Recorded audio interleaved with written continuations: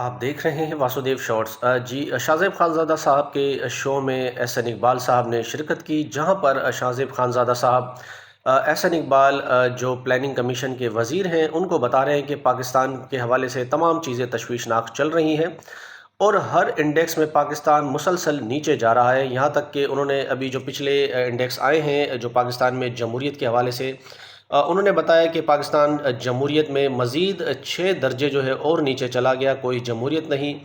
پاکستان میں اس وقت ہائبرڈ نظام ہے، اس کے علاوہ دہشت گردی کا جو انڈیکس ہے اس میں پاکستان دوسرے نمبر پر ہے۔ پہلے نمبر پر برکانی فاسو، پھر پاکستان اور اس کے بعد پھر سیریا کا نمبر۔ اس کے علاوہ سیوک ایکسپیکس انڈس میں پاکستان کو ریپریس ملک کی کیٹیگری میں ڈال دیا ہے۔ ہر چیز پاکستان میں تذلیلی کی جانب جا رہی ہے اور نیچے جا رہی ہے۔ تو اس پر احسن اقبال صاحب نے کہا کہ یہ باتیں ٹھیک ہے، لیکن ایک چیز پاکستان کے لیے بہتری ہو رہی ہے، وہ یہ ہے کہ جو پاکستان میں معیشت کے حوالے سے انڈیکس ہے وہ کافی بہتر ہے۔ یعنی احسن اقبال صاحب کو تمام چیزیں جو اس وقت پاکستان میں ہو رہی ہیں وہ نظر نہیں آ رہی، صرف ایک وہ معیشت کا چورن بیچ رہے ہیں۔ یہ وہی احسن اقبال صاحب ہیں جن کو پچھلے دنوں آکسفورڈ یونیورسٹی میں ایک اسٹوڈنٹ نے جو ہے وہ آئینہ دکھایا اور یہ مسکراتے رہے، دیکھتے رہے۔